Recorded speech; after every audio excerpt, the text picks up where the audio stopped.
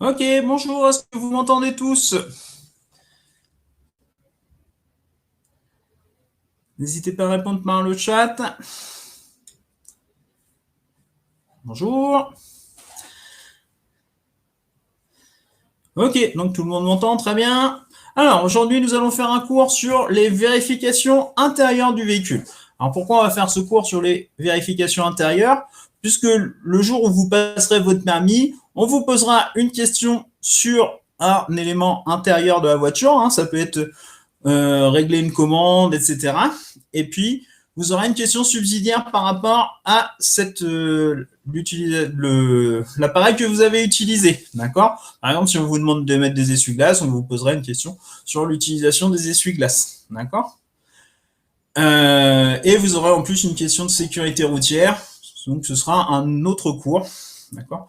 Donc, la question, ce sera soit une vérification intérieure, soit une vérification extérieure. Donc, aujourd'hui, nous, on va s'atteler aux vérifications intérieures. OK? Alors, durant ce cours, nous allons voir les différents voyants sur le tableau de bord. Nous allons voir les commandes. D'accord? Et nous allons voir les documents et accessoires obligatoires dans le véhicule. OK? Donc, on va commencer par les voyants. Alors, montrer le voyant d'alerte signalant une pression d'huile insuffisante dans le moteur. Donc, c'est ce voyant ici, d'accord, qui s'allume sur le tableau de bord, d'accord, vous l'avez là, dans le rond. Ok, ça représente une burette d'huile. Donc, vous devrez, le jour, si vous avez cette question, vous mettez le contact et vous montrez le voyant avec votre doigt à l'inspecteur. D'accord? Donc, quelles sont les conditions à respecter pour contrôler le niveau d'huile? Votre moteur doit être à froid, d'accord, et sur un terrain plat. Alors, pourquoi à froid? Parce que si vous avez votre moteur chaud, vous avez encore de l'huile dans les circuits, d'accord? Donc, ça va fausser votre mesure. Alors que si c'est froid, toute l'huile est redescendue dans le bac à huile, et donc là, vous aurez une vraie mesure. Et terrain plat, pareil, si vous êtes sur un terrain en pente, vous avez faussé votre mesure, d'accord? Parce que, par exemple, vous prenez une bouteille d'eau, si vous la penchez, le niveau, c'est pas le même que si vous la mettez bien droite, d'accord? Donc, vous avez faussé la mesure. Donc, important, moteur à froid, terrain plat. Montrez l'indicateur du niveau de carburant. Donc, voilà, une autre question. Le niveau de carburant, il se situe ici, d'accord? Donc, c'est la petite flèche, là, qui vous dit... Donc là, la flèche, elle nous dit qu'on n'a pas beaucoup d'essence, on est sur la réserve, d'accord? Si, par exemple, elle est ici, vous êtes à mi-réservoir, puis si vous êtes ici, vous êtes au plein, d'accord? Quelles sont les précautions à prendre lorsque vous remplissez votre réservoir, quand vous faites votre plein d'essence? Donc, on arrête le moteur, on ne fume pas, et on ne téléphone pas. Alors, pourquoi tout ça? Puisque l'essence, c'est un liquide inflammable, donc on évite toutes sortes qui peut faire des étincelles, de sources de chaleur. Donc, le moteur éteint, si vous laissez votre moteur, il y a des étincelles, ça peut faire des étincelles. Ne pas fumer, bien évidemment, c'est une source de chaleur, la cigarette. Et puis, ne pas téléphoner, pareil, c'est un appareil électrique qui peut faire une étincelle. D'accord?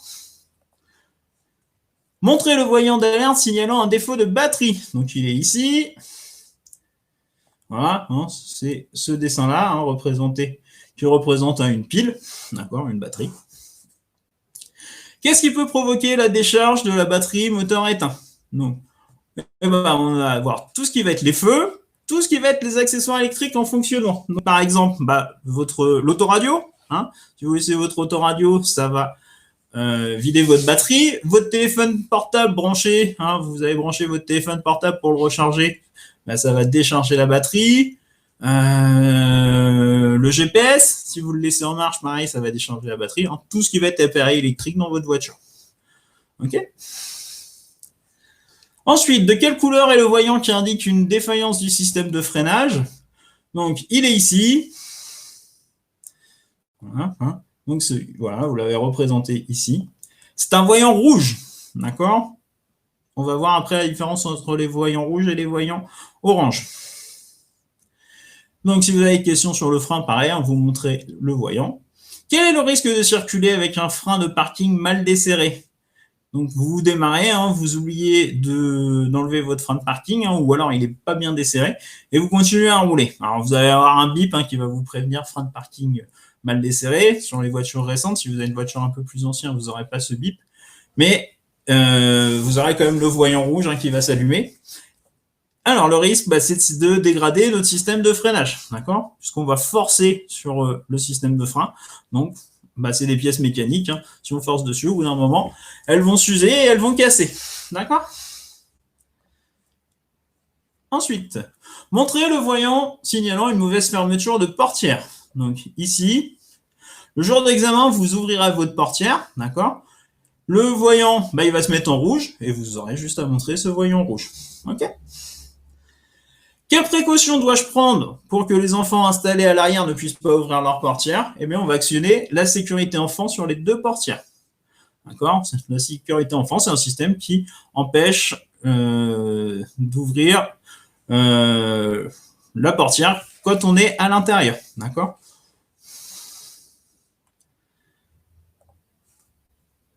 Ensuite, montrez le voyant signalant l'absence de bouclage de sécurité du conducteur. Donc, ce voyant, c'est celui-là.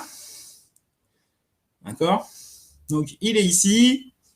Et sur certains modèles, il sera au niveau du plafonnier. D'accord? Donc, votre moniteur, avant l'examen, il vous montrera où c'est, hein, pas de panique. Mais voilà, vous avez deux endroits. Soit on le trouve là, sur le tableau de bord, soit on le trouve au niveau du plafonnier, le même voyant, hein, mais en rouge. D'accord? En règle générale, à partir de quel âge un enfant peut-il être installé sur le siège passager avant du véhicule? 10 ans. D'accord? Alors, 10 ans, si ses caractéristiques physiques sont suffisantes, c'est-à-dire qu'il est assez grand, etc. D'accord? S'il est tout petit, hein, si vous avez des enfants de 10 ans mais qui sont plus petits que la moyenne, on ne va pas le mettre sur le siège passager avant. OK? Ensuite, montrez sur le tableau de bord le voyant indiquant une baisse de pression d'air d'un pneumatique. Donc, il est là. OK, donc c'est celui-là, hein, un point d'exclamation dans un rond. OK. Alors, pour information, il est obligatoire sur tous les véhicules neufs mis en circulation à compter du 1er novembre 2014. Donc, si vous achetez une voiture qui a été mise en circuit après le 1er novembre 2014, vous aurez obligatoirement ce système. D'accord? Donc, quand le pneu se dégonfle, hein, commence à se dégonfler, vous avez ce voyant qui apparaît. Hein? À quelle fréquence est-il préconisé de vérifier la pression d'air des pneumatiques? Alors, on fait ça tous les mois, d'accord? Et on fait ça avant un grand trajet, d'accord? Si vous partez en vacances cet été, je sais pas, vous allez dans le sud de la France, par exemple, vos parents, ils vont vérifier la pression d'air avant de partir en vacances, d'accord?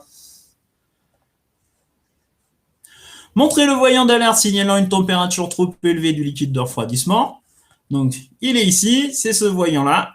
D'accord? Il va se mettre en rouge. D'accord? Le symbole blanc, là, il va se mettre en rouge. D'accord? C'est un thermomètre. Hein, vous allez voir, c'est un thermomètre. Et le thermomètre, il va se mettre en rouge. OK? Donc, on vous dit, il ne faut pas que ce soit dans le rouge. Pareil, l'aiguille, il ne faut pas qu'elle vienne dans le rouge. Quelle est la conséquence d'une température trop élevée du liquide?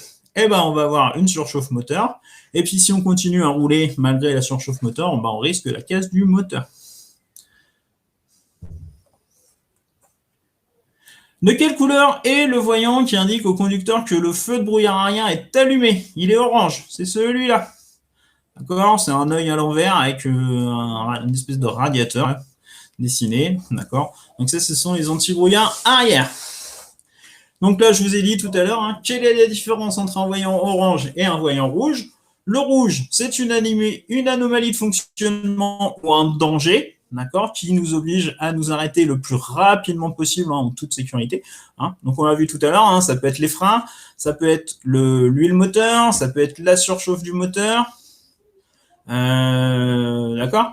Et on a le voyant orange qui est un élément important mais qui n'oblige pas à l'arrêt immédiat, qui nous laisse un petit peu de temps pour pouvoir s'arrêter. Donc on l'a vu, on a la baisse de pression d'air dans les pneus, d'accord. Donc si on perd un peu d'air, si on a une crevaison lente par exemple, on peut rouler encore un petit peu pour aller par exemple jusqu'à un parking, etc. pour pouvoir changer nos trous en toute sécurité. Le voyant d'essence, d'accord, le voyant d'essence, il va se mettre en orange. Pareil, hein, si votre voyant d'essence il se met en orange, hein, vous avez encore quelques kilomètres jusqu'à la station-service pour pouvoir faire le plein d'essence. D'accord? Ça ne tombe pas en panne comme ça. Hein, vous avez aux alentours de 60-70 km avant de tomber en panne. D'accord? Allumer les feux de brouillard et montrer le voyant correspondant. Donc, pour allumer les feux de brouillard, il faudra actionner cette commande-là. Donc, pareil, quand vous serez en voiture, votre moniteur, votre monitrice va vous montrer comment on fera. Donc, on a le voyant voilà, qui s'allume, hein, c'est le même. Toujours l'œil avec le petit radiateur. Est-ce qu'on peut les utiliser par forte pluie? Non. Alors, est-ce que vous connaissez le moyen mémotechnique pour savoir les feux de brouillard? Qu'est-ce qu'on doit mettre suivant les conditions? Est-ce que vous avez une astuce? Oui, c'est ça, BN et BNP. Est-ce que tu as collé, toi, Drissian? Ouais, voilà, BN, c'est derrière. Hein. Les enfants qui sont à l'arrière mangent des BN. Les parents qui sont à l'avant, ils vont à la BNP. Voilà, brouillard-neige pour BN et BNP, brouillard-neige pluie. Très bien.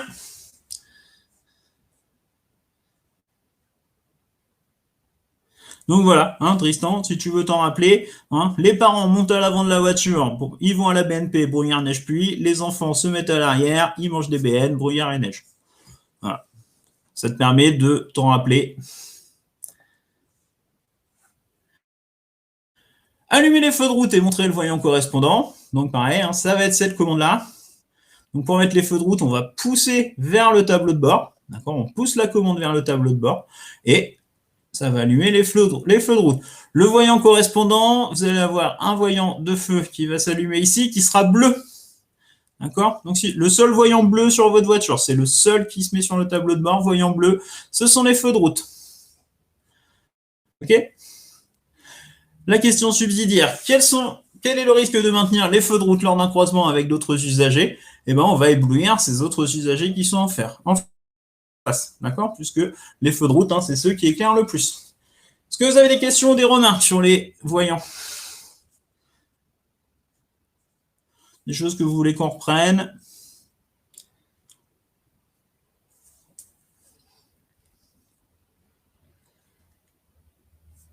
OK.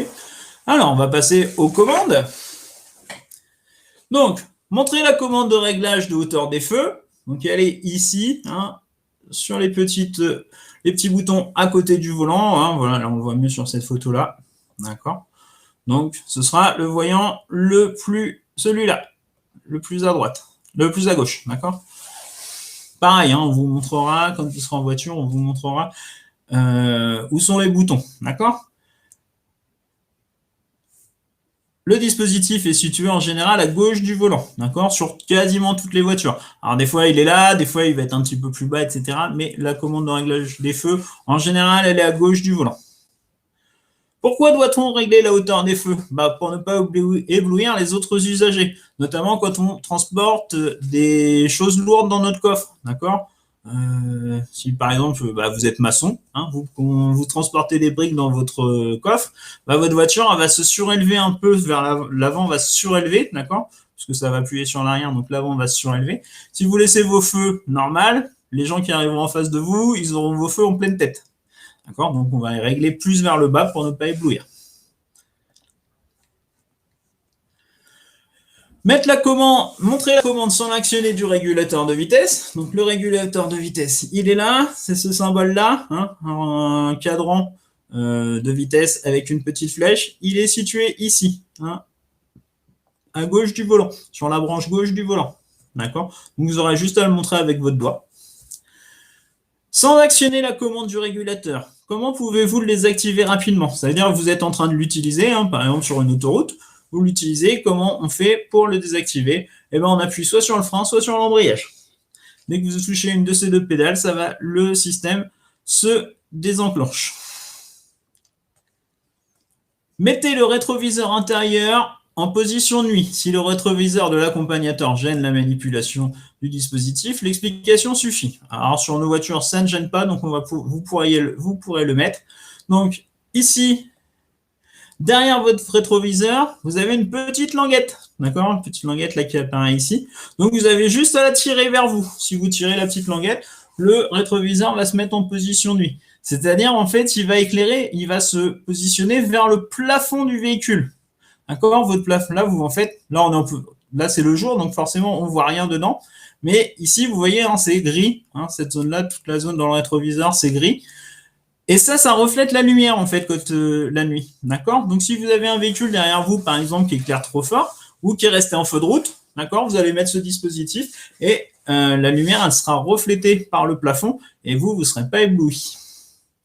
Donc, quel est l'intérêt de la position nuit? Ben, ne pas être ébloui par les feux du véhicule qui est derrière nous. Hein? Ensuite, faire fonctionner les essuie-glaces avant du véhicule sur la position la plus rapide. Donc, la commande d'essuie-glace, elle est là, d'accord? Pour le faire en position le plus rapide, on le descend vers le bas au maximum. Ok? Pareil, hein, on vous apprendra à vous servir des essuie-glaces. Comment détecter leur usure en circulation? En cas de pluie, il laisse des traces sur le pare-brise. D'accord? Si vous voyez que ça essuie pas bien, hein, que ça n'évacue pas bien la pluie, ça veut dire que vos essuie-glaces commencent à être usés. Montrez la commande de réglage du volant. Donc, elle est ici, hein, sous le volant à gauche. Pareil, on vous montrera comment le faire. Donc, vous aurez le jour du permis, vous avez juste à montrer la commande. Hein, vous ne le changez pas, d'accord, parce que vous l'avez réglé avant de partir, donc vous n'y touchez pas, hein, parce que sinon vous allez tout dérégler. Ok. Alors, il manque la question subsidiaire avec cette commande de volant, donc je vais vous la dire oralement.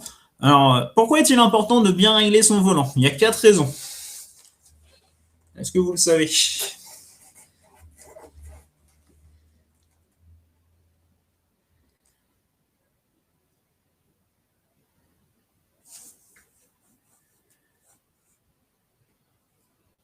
Je vais reprendre une image où on voit bien le volant. Alors, on va voir déjà la position de conduite, d'accord? Donc, il faut quand on conduit, on a les bras légèrement fléchis au niveau du volant, hein, quand on tient son volant. Donc, si on a les bras tendus, on va se rajouter de la fatigue physique, donc le confort de conduite. La deuxième, ici, le volant, il y a un grand creux ici, il a cette forme-là pour pouvoir voir ce qui se passe sur le tableau de bord. Si votre volant, il est trop bas, d'accord? Par exemple, si la courbe, elle est ici, bah, vous voyez plus ce qui se passe sur votre tableau de bord, d'accord? Là, il vous manque des infos. C'est la deuxième raison. La troisième raison, l'accessibilité aux commandes, hein, les clignotants, les phares, les essuie-glaces. Hein, si votre volant est trop loin, si vous avez les bras tendus, les doigts tendus sur le volant, vous ne pourrez pas accéder à ces commandes. Et puis la dernière, au niveau de la sécurité, ici, vous avez l'airbag, hein, dans le volant. Hein, l'airbag, si votre volant est trop bas, hein, par exemple s'il est sur votre genou, en cas de choc, l'airbag il va se gonfler, mais il va protéger votre ventre et votre tête elle va finir dans le pare-brise. D'accord? Le but du jeu de l'airbag, c'est de protéger la tête. Ok?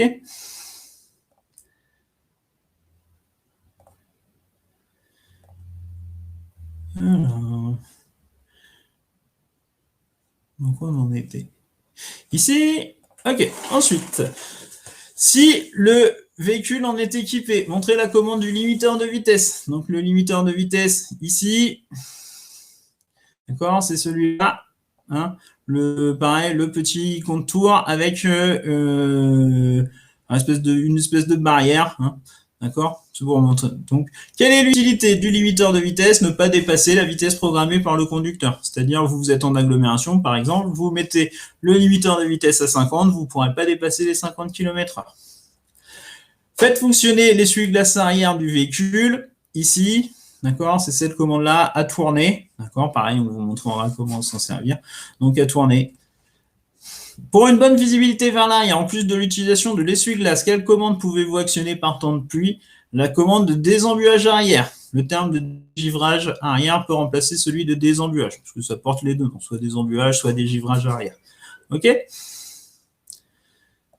Ensuite, sans l'actionner, montrez la commande de l'avertisseur sonore. Donc le klaxon, hein, il est là, on met sur le volant.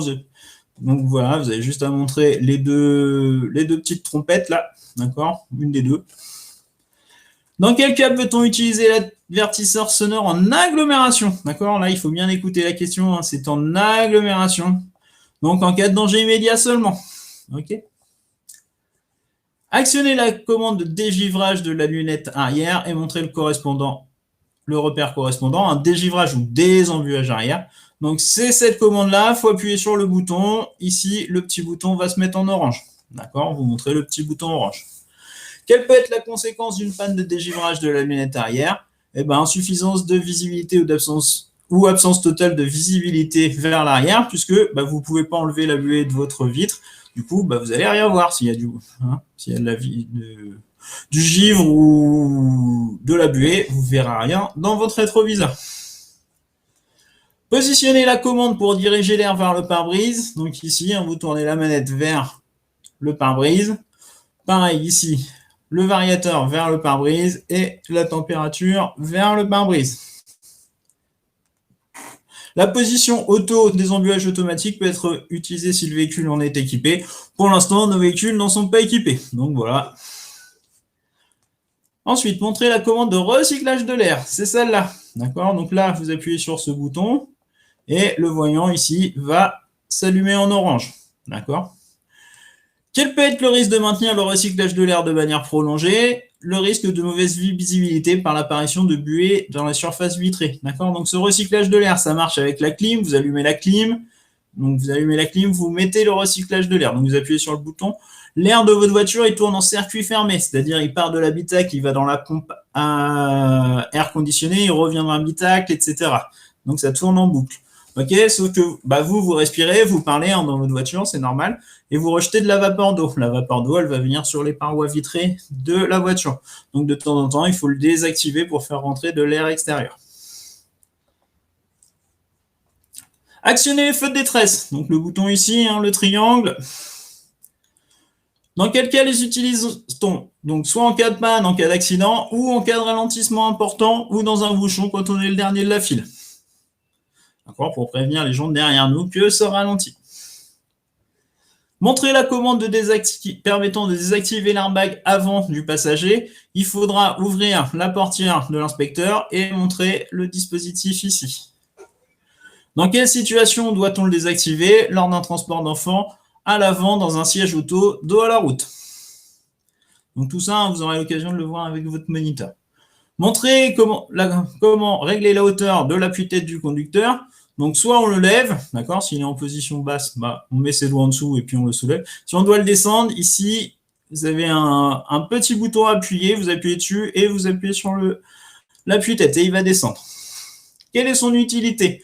De retenir le mouvement de la tête en cas de choc et de limiter les blessures, par exemple le coup du lapin.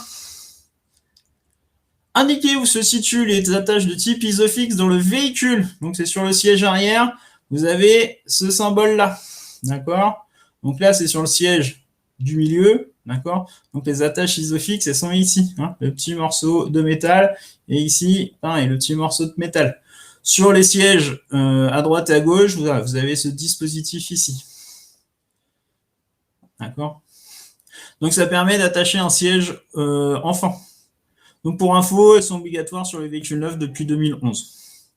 Peut-on fixer tous les sièges enfants sur les attaches de type Isofix? Non, uniquement ceux qui sont compatibles avec les attaches Isofix. Alors, la majorité des sièges enfants, c'est des Isofix maintenant. Est-ce que vous avez des questions sur les commandes?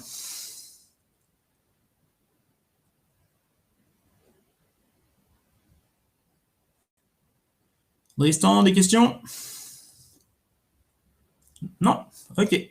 Donc, on passe aux documents obligatoires et aux accessoires. Donc, vérifiez la présence du gilet haute visibilité. Donc, le gilet jaune ici. D'accord? Alors, il est soit jaune, soit orange, suivant les véhicules. Le candidat doit indiquer où il se trouve sans obligation de le sortir. D'accord? En général, il est apparent dans la voiture, donc vous aurez juste à le montrer du doigt, l'inspecteur le verra. Vous avez le droit de dire gilet jaune. D'accord? On ne vous en voudra pas si vous dites gilet jaune. Ok? Donc voilà. En cas de panne ou d'accident, quel autre accessoire de sécurité est obligatoire? Donc le triangle. Vous êtes obligé d'avoir un triangle de pré-signalisation. Alors lui se trouve dans le coffre. Vérifiez la présence du certificat d'immatriculation du véhicule ou carte grise. Donc ici, vous voyez, il y a une pochette noire dans la porte de la voiture. Donc tous les moniteurs quasiment auront les papiers du véhicule dans cette pochette noire. Donc vous sortez la carte grise. Carte grise, certificat d'immatriculation. C'est le seul papier qui sera gris, donc vous avez juste à le sortir et à le montrer à l'inspecteur. Quels sont les deux autres documents obligatoires à présenter en cas de contrôle des forces de l'ordre? L'attestation d'assurance ou carte verte, hein, ici, et votre permis de conduire. Vérifiez la présence de l'attestation du véhicule et de sa vignette sur le pare-brise. Donc pareil, dans la pochette noire, vous sortez la petite carte verte, d'accord? Donc là, on a toutes les informations. Et vous montrez la vignette sur le pare-brise, donc côté inspecteur, hein, côté moniteur. Donc vous allez voir, il y a une petite vignette verte que vous devez montrer. Cette vignette verte, elle sert quand vous êtes en stationnement, par exemple, les forces de l'ordre passent à côté de votre voiture. Ils savent que votre véhicule est assuré. Vérifiez la présence de l'éthylotest. Donc l'éthylotest, il est ici, hein, dans une petite... voilà, il sera visible, hein, donc vous n'aurez pas de problème pour le sortir. Hein, c'est dans un sachet comme ça. Alors sachez que maintenant, l'éthylotest n'est plus obligatoire dans les véhicules. Donc peut-être votre moniteur n'en aura pas. Mais en général, normalement, il y en aura un. Mais souvent, la date limite d'utilisation, elle est plus valable. Donc en fait, il ne sert pas à grand-chose. Il est juste là pour faire déco. Donc, si on vous le demande, hein, vous pourrez le montrer. À partir de quel taux d'alcoolémie en période de permis probatoire est-on en infraction?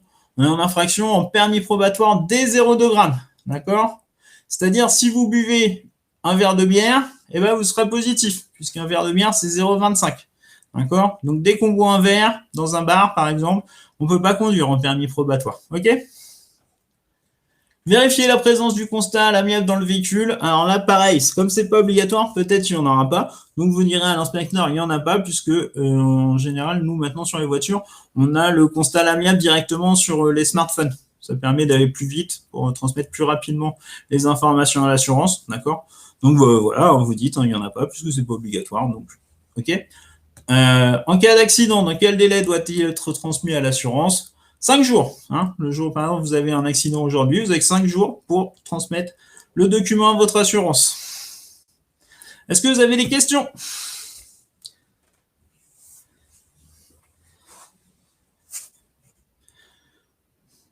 Non, ça a été clair pour vous, donc vous inquiétez pas, vous aurez l'occasion de le revoir avec vos moniteurs ou monitrices lors de vos leçons de conduite. Hein. Donc voilà, si vous avez des questions à ce moment-là, n'hésitez pas à leur poser. Hein, ils seront là aussi pour vous répondre. Mon cours est donc terminé. Je vous souhaite donc une bonne journée à tous, à tous les deux. Hein. Et n'hésitez pas à regarder les autres cours avec mes collègues. Et moi, je vous dis à bientôt pour un nouveau cours. Bonne journée à tous.